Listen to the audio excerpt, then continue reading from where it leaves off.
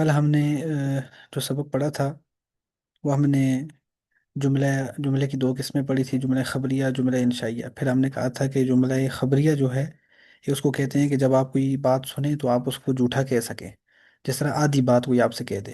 پھر جو جملہ انشائیہ یہ ہے کہ آپ سے کوئی بات کرے، قصہ کہانی سنائے، تو آپ اس کو جھوٹا نہ کہہ سکیں۔ اس کی بہت سی مثالیں، جس طرح میں نے ایک مثال دی تھی حکم کی، امر کی، جیسے ایتی بالماء یعنی پانی لاؤ۔ اب سننے والا یہ سمجھ رہا ہے کہ بھائی مجھے حکم دیا گیا ہے کہ پانی لاؤ، اس سے مراد پینے والا پانی ہی ہوگا، تو یہ جملہ انشائیہ ہے۔ پھر ہم نے آگے جو جا کر دو دو چیزیں اور پڑھی تھی کہ اسم کی، یا تو اسم خاص ہوگا جو لفظ ہوگا، یا وہ عام ہوگا۔ اگر لفظ خاص ہے تو پھر اس کو معرفہ کہتے ہیں، اگر عام ہے تو اسے نکرہ کہتے ہیں۔ اردو کے الفاظ ہیں، اس کے اندر کوئی مشکل نہیں ہے۔ پھر ہم نے کہا تھا کہ معرفہ کی آگے 7 قسمیں، اسم خاص ہے، معرف ہے، پھر اس کی آگے 7 قسمیں، یعنی کب کیسے پتہ چلے گا یہ معرف ہے، تو اس کی 7 علامات ہیں۔ ایک یہ کہ وہ ضمیر ہو۔ ضمیر کس کو کہتے ہیں؟ کہ نام کی جگہ کوئی چیز استعمال ہو، جس طرح اس کا، ان کا، ان دو کا، ان سب کا، ان کے لیے عربی کے اندر کچھ الفاظ استعمال ہوتے ہیں، انہیں ضمیر کہتے ہیں، یعنی جو نام کی جگہ جو چیز استعمال ہو اسے ضمیر کہتے ہیں۔ ایک ہوگا مرد مذکر، تو اس کے لیے ہوا استعمال ہوگا، کہ صرف مردوں کی بات نہیں ہو رہی، کوئی بھی مذکر چیز ہے، جس طرح کتاب، کتاب ہے، یا کوئی بھی ایسی چیز ہے۔ ہم کہیں گے وہ کتاب، تو ہم کہیں گے ہوا کتاب، وہ کتاب، مذکر ہے نا کتاب، ہوا کتاب۔ اسی طرح اگر ٹوپی مؤنث ہے، کلنسوۃ، کیونکہ آخر میں گولتا ہے، تو ہم کہیں گے ہی کلنسوۃ، یعنی وہ ٹوپی ہے، ہی کلنسوۃ، وہ ٹوپی ہے۔ تو اس طرح یہ ضمیریں ہیں۔ پھر مذکر کی علاد ہیں، مؤنث کی علاد ہیں۔ مذکر کی ہوا، ہما، ہم، انت، انتما، انتم، انا، نحن۔ مؤنث کی ہیا، ہما، ہن، انتی، انتما، انتن، انا، نحن۔ پھر اس طرح اسماء موصولہ یہ تھی۔ آپ نے کہا تھا نا کہ آپ ضمیر ساری ہمیں دیں گے، وہ لکھ کے ساری بھیجیں گے، وہ میں نے پھر لکھ آپ کے بھیج دیجیے گا۔ وہ میں نے لکھ کے رات کو بھیج دی تھی، میرے خیال سے آپ نے دیکھی نہیں ہے۔ آپ نے گروپ میں بھیجی ہے؟ جی جی، وہ میں نے ساری اوپر بھیج دی ہے، لکھ کے اچھا باقاعدہ، اچھا زبر زیر پیش اچھا اوپر لگا ہوا ہے۔ اچھا، میں دوبارہ دیکھ لوں گی، چیک کر لوں گی۔ ہاں جی جی، وہ میں نے ایک ایک چیز لکھی ہے، ضمیریں بھی لکھی ہیں ابھی۔ پھر اس کے بعد دوسرا نمبر تھا اسماء موصولہ کا، یعنی موصولہ الذی، اللذانی، اللذینہ، یہ مذکر کے لیے ہیں۔ اللتی، اللتانی، اللائی، واللاتی، اس طرح کے الفاظ ہیں۔ یہ اس میں سے واللائی قرآن میں ایک ہی مرتبہ ہے، چوتھے پارے میں، واللائی یئسن من المحیض۔ تو یہ بھی اسماء موصولہ ہیں۔ یہ بھی اگر کسی لفظ سے پہلے ہوں گے تو پتہ چلے گا یہ خاص ہیں، اور یہ خود بھی معرفہ الفاظ ہیں۔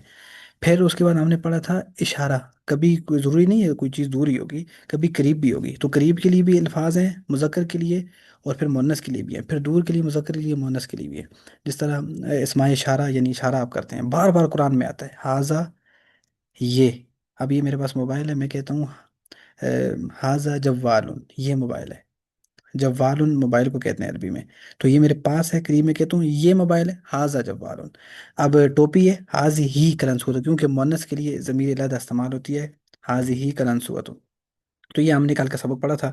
اچھا، کسی لفظ سے پہلے لفظ یا آ جائے، جس طرح یا محمد، یا اللہ، تو کسی شخص کو آپ بلائیں گے یا زید، یا عمر، یا ابو بکر، کوئی بھی کسی لفظ سے پہلے، تو وہ لفظ بھی معرفہ بن جائے گا، نکرہ نہیں، چونکہ خاص ہو گیا نا۔ آپ کہہ رہے ہیں نا یا محمد، یعنی نبی صلی اللہ علیہ وسلم، آپ کے سامنے کوئی عمر نام کے، آپ کہتے ہیں یا عمر، اے عمر ادھر دیکھ، تو یہ خاص ہو جائے گا، ابھی عام نہیں ہے۔ ویسے آپ کہتے ہیں عمر، بھائی کون سا عمر، صحابی مراد ہے یا یہاں کوئی عام آدمی مراد ہے؟ لیکن جب پیچھے یا آ جائے گا تو ہم سمجھ لیں گے کہ یہ نکرہ نہیں ہے بلکہ معرفہ خاص ہے۔ آج آگے چلتے ہیں آج کے سبق کی طرف۔ ایک چیز پوچھنی تھی، جی اگر یا زید ہے تو یہ اس میں معرفہ ہے، اور اگر صرف زید ہوگا تو کیا وہ نکرہ ہو جائے گا؟ جی، وہ نکرہ ہو نہیں جائے نا، گا۔ دونوں ہی، تو وہ اسم تو ہے نا، اس میں اسم، وہی نا، یہ اسم زید کی، ایک اسم تو ہے۔ اسم ہے نا، اسم کی 2 قسمیں ہیں، نکرہ بھی اسم ہوتا اچھا ہے۔ یہ جو آپ ٹھیک پڑھ ہے، رہی ہیں نا، میں نے اوپر کہا نا اسم کی 2 قسمیں ہیں، یا وہ معرفہ ہوگا جی یا جی، وہ نکرہ ہوگا۔ یا ہیں نکرہ، وہ ہیں دونوں اسم، نکرہ بھی اسم ہے نا۔ اب دیکھیں کتاب، اچھا اچھا یہ اسم ہے لیکن نکرہ ہے۔ اچھا، دیکھیں خاص اور اگر عام اس کے کا لکھے اگر جواز۔ الکتاب ہو جائے گا تو وہ خاص ہو جائے گا۔ جی جی بالکل، الف لام شروع میں آ سمجھ جائے۔ گئے سمجھ گئے، جی جی، الف لام شروع میں آ جائے وہ بھی ہے، تو وہ، اسم ہے، صرف خاص اور چلے غیر ٹھیک ہے، خاص کی بات ہو رہی ہے۔ چلے ٹھیک ہے۔ جی جی، تو یہ اس کی آگے قسمیں تھیں۔ آج کا جو نیا سبق ہے وہ بھی دیکھ لیتے ہیں۔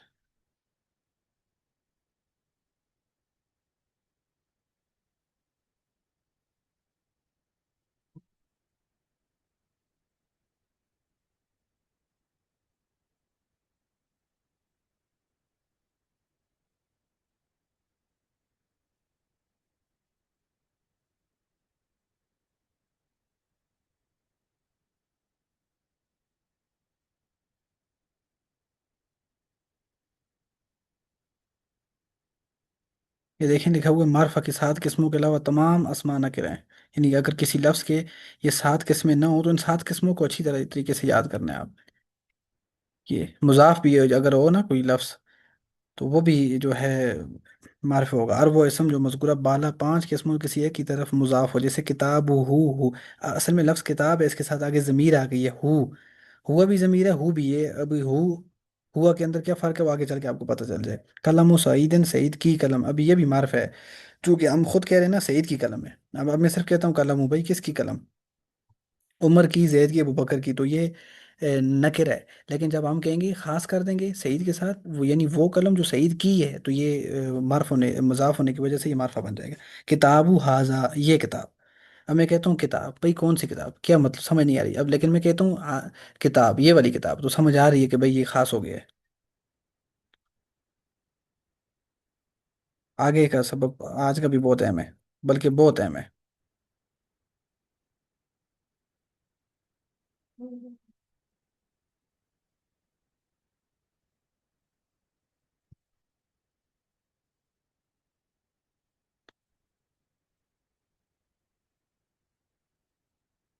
یہ 7واں سبق ہے آپ کا، آخری حرف کی تبدیلی کے اعتبار سے کلمے کی پھر 2 قسمیں، کلمے کی 2 قسمیں، ایک کا نام ہے مورب اور ایک کا مبنی۔ یہ ہم شارٹ شارٹ جا رہے ہیں اس لیے کہ آگے ایک قرآن پاک کی 30 پارے ہیں وہ بھی مکمل کرنے ہیں، پھر احادیث ہیں، پھر مسائل ہے، بہت کچھ ہیں، تو ہم صرف نام کا شارٹ شارٹ پڑھ رہے ہیں۔ آخری حرف کی تبدیلی کے اعتبار سے کلمے کی 2 قسمیں، مورب اور مبنی، یعنی آخری حرف سے مراد یہ ہے کہ کوئی بھی لفظ ہوگا، جس طرح بار بار ایک لفظ میں لے رہا ہوں کتابن، اب یہ بن کے اوپر 2 زبریں آئیں گی، 2 زیریں نیچے آئیں گی یا 2 پیشیں آئیں گی، اس کو کہتے ہیں آخری حرف، یہ کلمہ ہے نا کتابن، تو اس کی آخری حرف کے اعتبار سے یا وہ مورب ہوگا کتابن یا وہ مبنی ہوگا۔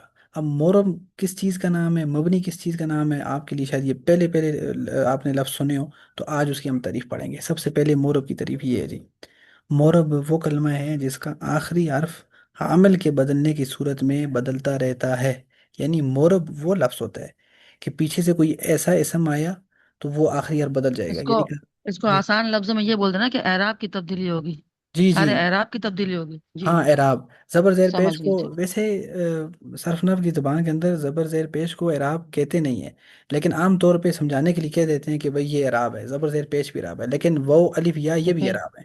اعراب آگے اس اچھا، کی آگے اس کی آئے گی تعریف، آپ لوگ خود سمجھ جائیں گے کہ اعراب کسے کہتے ہیں، صرف زبر زیر پیش کو بھی تو کہتے ہم ہیں، لیکن صرف حرکت زبر زیر حرکت پیش کو کہہ نہیں سکتے، کہتے۔ حرکت کہہ دیں، پھر حرکت کہہ دیں، ہاں حرکات بھی آپ کہہ حرکت کہہ سکتے سکتے ہیں، ہیں، جی جی کہہ سکتے ہاں ہیں، حرکات، کیونکہ ان کے ورڈز اتنے مشکل ہے نا یہ، جی جی جی مورب اور یہ سب تو آسان لفظوں میں یاد کرنا ہو تو پھر آسانی ہو جائے نا۔ بالکل، یہ صرف نحو ہے نا، تو اس لیے اگر حرکات بعض کہہ دیں تو پیچیدے ہیں، سمجھ میں آ جائے گا۔ جی جی بالکل جی، لیکن جی جی، آپ لوگ آج کے بعد اعراب لفظ ہی یوز کریں گے، چونکہ ابھی آپ کا تعلق، آپ کی اعراب، مناسبت ابھی صرف نفس سے ہو گئی ہے، اَ- آپ کا تعلق بن چکا ہے۔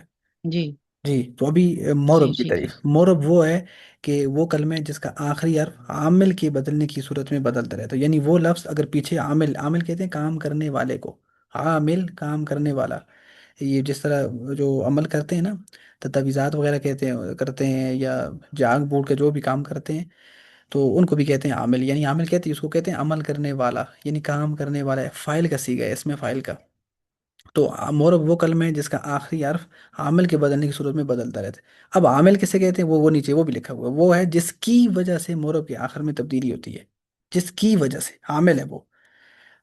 اعراب آگے مثال سے سمجھ جائیں گے، اعراب اب اعراب کی تعریف سنیں، یہ اعراب وہ تبدیلی ہے جو مورب کے آخری حرف میں ہوتی ہے، اب وہ واو کی پھر سنیں، اعراب وہ تبدیلی ہے، وہ چینجنگ ہے جو مورب کے آخری حرف میں ہوتی ہے، اعراب اسے کہتے ہیں۔ اب یا وہ زبر زیر پیش بھی لگ سکتی ہے، الف بھی لگ سکتا ہے، وہ یہاں بھی لگ سکتا ہے، اس لیے اعراب جب آئے تو ذہن میں آپ یہ بھی رکھیں، زبر زیر پیش بھی رکھیں، وہ الف یا کوئی بھی لفظ ہو جو بدلے وہ اعراب ہوگا۔ اب اعراب کی تعریف دوبارہ سنیں، وہ تبدیلی ہے جو مورب کے آخری حرف میں ہوتی ہے۔ اب محل اعراب، محل کہتے ہیں جگہ کو، یعنی اعراب کی جگہ، مورب کا آخری حرف ہے، جیسے جا زیدن، رأیتو زیدن، مررت بزیدن، میں زید مورب ہے۔ ان تینوں لفظوں میں جو آ رہا ہے نا، زیدن، زیدن، بزیدن، ان میں زید مورب ہے، اور جا، رأیتو اور با حرف جر عامل ہیں، یعنی دیکھیں میں آپ کو سمجھاتا ہوں، پھر سنیں، محل اعراب مورب کا آخری حرف ہے، جیسے جہاں زیدن رأیتو زیدن مررتو بزیدن میں زید مورب ہے۔ چونکہ مورب کہتے ہیں کس کو کہیں جو بدلے، بار بار بدلے، دیکھیں کبھی زیدن ہو رہا ہے، کبھی زیدن ہو رہا ہے، کبھی بزیدن ہو رہا ہے، تو یہ مورب ہے، کیونکہ مورب کہتے ہیں اسے ہیں جو عامل کی وجہ سے بدلے۔ اب عامل ان میں سے کیا ہے؟ جا، یہ اوپر جو ہے نا، جا زیدن میں، یہ جا جو ہے یہ عامل ہے، یہ جا آنے کی وجہ سے زیدن ہے، زیدن نہیں ہوا۔ اب آگے رأیتو زیدن میں رأیتو جو ہے یہ عامل ہے، کیوں؟ رأیتو کی وجہ سے زیدن نہیں ہوا بلکہ زیدن ہو چکا ہے۔ پھر مررتو بزیدن میں یہ جو با ہے نا، با، زید کے پیچھے با گیا، اس کو کہتے ہیں جر، یہ اگلے حرف کو کے نیچے زیر ہی لگاتا ہے، دو زیریں یا زیر لگائے گا۔ اب مررتو بزیدن نہیں ہو سکتا، بزیدن نہیں ہو سکتا، بزئی دن ہی ہوگا، کیوں؟ با حرف جر ہے، با کا کام یہ ہے کہ وہ اگلے حرف کے نیچے زیر لگائے گی۔ تو اب دیکھیں، حرف جر با حرف جر عامل ہے، اور زید پر رفع، نصب اور جر اعراب ہیں۔ دیکھیں رفع، نصب، جر، یہاں لفظ زبر زیر پیش کے لیے وہ نہیں آئے فتحہ، ضمہ، کسرہ، یہاں الفاظ تبدیل کر دیے گئے ہیں چونکہ یہ مورب کے اعتبار سے ہیں۔ رفع کہتے ہیں پیش کو، وہاں پیچھے کیا تھا جی؟ ضمہ کہتے ہیں پیش کو، نصب کہتے ہیں زبر کو، وہاں فتحہ تھا، اور جر کہتے ہیں زیر کو، وہاں کسرہ تھا۔ اب دیکھیں زید پر یہ جو رفع، نصب اور جر اعراب ہیں، یہ زیر کی یہ محل اعراب ہے، یہ محل اعراب ہے، کوئی مشکل نہیں ہے، یہ آپ کو سمجھنا بھی ہے تو تب بھی ٹھیک ہے، لیکن اس کو سمجھنا ضرور ہے۔ اب نیچے لکھا ہوا قاعدہ یہ دیکھ لیں، اس میں مورب کے تین اعراب ہیں، رفع، نصب اور جر، خود ہی جواب دے دیا میرے والا۔ اس میں مورب کے تین اعراب ہیں، رفع ہوگا، نصب ہوگا، جر ہوگا۔ اس سے پہلے اگر آپ عام طور پہ کسی لفظ کے اوپر دیکھیں گے پیش، زبر زیر پیش، تو آپ ان کو کہہ سکتے ہیں ضمہ، فتحہ، کسرہ، لیکن اس میں مورب کے اعتبار سے تین قسمیں، رفع، نصب اور جر۔ اب دیکھیں جس حرف پر رفع ہوگی اس کو مرفوع کہیں گے، بار بار آگے یہ لفظ آئے گا سبق میں، جس حرف پر رفع ہو یعنی پیش ہو اسے مرفوع کہتے ہیں، اور جس پر نصب ہو اسے اس کو منصوب کہتے ہیں، اسی سے ملتے جلتے لفظ ہیں، اور جس پر جر ہوگی اسے مجرور کہتے ہیں۔ اب دیکھیں بزئی دن تھا نا، تو لفظ زید اب یہ مجرور ہو گئے، با حرف جر ہے نا، تو زئی دن مجرور ہو گیا۔ کیوں زئی دن مجرور ہے؟ کیونکہ پیچھے جر ہے، اور میں نے کہا زئی دن کے نیچے جب زیر آ گئی، جر آ گئی، تو یہ لفظ مجرور بن جائے گا، پورا لفظ زید اب مجرور ہو گیا۔ اچھا، ہم نے اسم کی دو قسمیں پڑھی تھی، مورب اور مبنی، اب مورب والا کام ختم ہو گیا، مورب ذرا لمبا ہے، تو مبنی کی تعریف سمجھ لیں، بات ختم ہو جائے گی۔ وہ کلمہ ہے جو ہمیشہ ایک حالت پہ رہتا ہے، عامل کے بدلنے سے اس میں کوئی تبدیلی نہیں ہوتی، جیسے جا ہاذا ہاذا ہی رہے گا، رأیتو ہاذا ہاذا ہی رہے گا، مررتو بہذا ہاذا ہی رہے گا۔ ان مثالوں میں ہاذا مبنی ہے۔ اب ایسا نہیں ہو سکتا کہ کوئی کہ جہاں ہاذو، ہاذا، حاضی، فلانا، آگے پیچھے، اس کو بدل آپ بدل ہی نہیں سکتے، بدلیں گے الفاظ کی حیت ہی بدل جائے گی، کیفیت ہی بدل جائے گی، صورت ہی ساری بدل جائے گی، اس لیے ہاذا مبنی ہے۔ کوئی پوچھ سکتا ہے ہاذا مورب ہے یا مبنی ہے؟ آپ آنکھیں بند کر کے کہیں ہاذا مبنی ہے، ہا اولائی مبنی ہے، یہ جتنے الفاظ ہیں حاضی ہی، آتانی، یہ سارے مبنی ہیں۔ اور اسی طرح الذی، اللذانی، اللذینہ، یہ بھی مبنی ہے۔ مبنی کہتے ہیں اسے کہ کسے ہیں؟ جو بے شک عامل آئے لیکن وہ نہ بدلے، اپنی حالت پہ برقرار رہے، مبنی ہے۔ تو مورب کہتے ہیں جو بار بار بدلے، نیچے فارسی کا شعر بھی لکھا ہوا ہے، اس کا نیچے معنی بھی لکھا ہوا ہے، مورب آباست کے گرد بار بار، مبنی آباست کے مانت برقرار، کہ مبنی وہ ہے جو برقرار رہے، اپنی جگہ پہ فٹ رہے، جامد ہو، یعنی ہلے ہی نہ اپنی جگہ سے، وہ نہیں بدلتا۔ مور و باش کے گرد بار بار، یعنی بار بار وہ بدلے، نیچے اس کا معنی بھی یہی لکھا ہوا ہے۔ تو آج کا آپ کا یہ سبق ہے، بہت اہم ہے، اس کو آپ نے یاد کرنا ہے۔ اب آگے ہمیں کیسے پتہ چلے گا یہی لفظ مورب ہے یا یہ لفظ مبنی ہے؟ تو وہ کل کے سبق میں آپ کو انشاءاللہ العزیز بتایا جائے گا۔ آج ہم تھوڑا سا صرف کا سبق بھی پڑھیں گے، چونکہ ہم نے کئی دنوں سے چھوڑا ہوا ہے وہ۔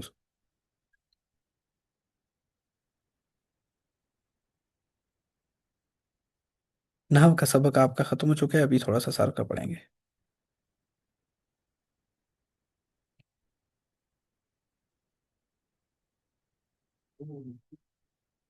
ہم نے پڑھا تھا صرف کا سبق، کہ کبھی آپ ایک بندے کی بات کریں گے، کبھی دو کی، یا کبھی بہت سے ہوں گی، تیسری چوتھی سوری کوئی چیز یہی نہیں، تین چیزیں ہوں گی، یا آپ اکیلے بندے کی بات کریں گے، اپنی کسی اور کی، یا دو بندوں کی بات کریں گے، یا دو سے زیادہ بندوں کی بات، چوتھی چیز ہے ہی نہیں۔ تو اس کے لیے یا اچھا یا دوسری بات، یا آپ حاضر کی بات کریں گے، یعنی آپ کے سامنے ہے، یا آپ کسی غائب کی بات کریں گے یا آپ اپنی بات کریں گے، یہ بھی تین چیزیں، چوتھی چیز ہے ہی نہیں ہے۔ تو ان کے لیے جو صرف کے اندر جو سیغے استعمال ہوتے ہیں وہ یہ ہیں۔ چونکہ صرف کی تعریف اگر آپ کو یاد ہو تو یہ آپ کا سبق آپ کے لیے مشکل نہیں ہوگا کہ آپ یہ کیا پڑھا رہے ہیں۔ دیکھیں جی، کہتے ہیں کہ ماضی یہ لکھا ہوا ہے جہاں یہ تیر کا نشان ہے، ماضی اور مضارع کے 14 سیغے ہوتے ہیں۔ ماضی کے بھی 14 سیغے ہیں، مضارع کے بھی 14 سیغے ہیں۔ تین مذکر کے لیے، یعنی کبھی ایک مذکر ہوگا، کبھی دو، کبھی بہت سے، یہ غائب کی بات ہوئی۔ پھر تین آگے مؤنث غائب کے لیے، تین مذکر حاضر کے لیے، تین مؤنث حاضر اور دو متکلم کے لیے۔ متکلم کہتے ہیں بات کرنے والا۔ کبھی آپ اکیلے اپنی بات کریں گے، کبھی یہ بہت سے لوگوں کو ساتھ ملا کے بات کریں گے، یہ کوئی مشکل چیز نہیں ہے۔ اب نیچے آ جائیے گا، اس کو بار بار پڑھیے گا۔ آپ یہ بھی لکھ کے دیں گے نا، یہ جو جی ہاں، اس بتایا کو تین یہ جو میں لکھ کے دوں گا، یہ جو ہاں، کتاب کے اندر ہے نا، جی یہ آگے پیچھے اوپر مذکر مونس کے مکس لکھے ہوئے ہیں، یہ آپ کے لیے مشکل ہوں گے۔ چل تو میں مذکر چلیں کے ٹھیک علیحدہ اور مونس کے علیحدہ آپ کو لکھ کے تھوڑی دیر جی کے اندر انشاءاللہ بھیج دوں گا، چل ٹھیک ہے تو وہ آپ کے لیے بہت آسانی ہوگی۔ پھر یہ لکھا ہوا چوتھا سبق، مذکر غائب کا پہلا صیغہ واحد کے لیے، دوسرا تثنیہ کے لیے اور تیسرا جمع کے لیے۔ اس طرح مونس غائب کا یہ آپ کو یاد کرنے کی ضرورت نہیں ہے، چونکہ میں اپنے انداز سے لکھ کے بھیجوں گا آپ کو۔ اور یہ 14 سے جو آپ بتا رہے ہیں وہی گردانے ہیں جو آپ نے بولا جی تھا گردانے یاد کرنی ہے؟ جی جی، یہ وہی گردانیں آج سے شروع ہو چکی ہیں، چلیں ٹھیک کیونکہ ابھی آپ ٹھیک کے پاس 2 3 دن ہے نا، اگلے جو سوموار سے ہم نئی کتاب شروع کریں گے تو اس میں آپ کو بہت آسانی ہوگی۔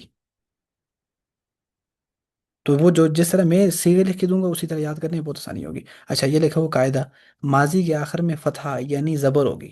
ماضی کا جو سیغہ ہوگا نا، جس طرح مثال کے طور پہ کہہ رہا ہوں ضربہ موٹے ضاد کے ساتھ، تو اس کا مطلب ہوتا ہے مارا، ضربہ، اس ایک آدمی نے مارا۔ تو اب با کے اوپر زبر ہے، فتح ہے، ضربہ، یہ ماضی کی پہچان ہے۔ میں آپ سے کہتا ہوں، ایک لفظ میں لکھتا ہوں، میں کہتا ہوں ناسورا سواد کے ساتھ، ناسورا را کے اوپر زبر آ گئی، فوراً آپ کو پتہ ہونا چاہیے یہ ماضی کا صیغہ ہے۔ کیوں؟ ماضی کے صیغے کے آخر میں زبر ہوگی، فتحہ فتحہ۔ دوسری چیز، لکھا ہوا مضارع کے آخر میں ضمہ ہوگی یعنی پیش ہوگی۔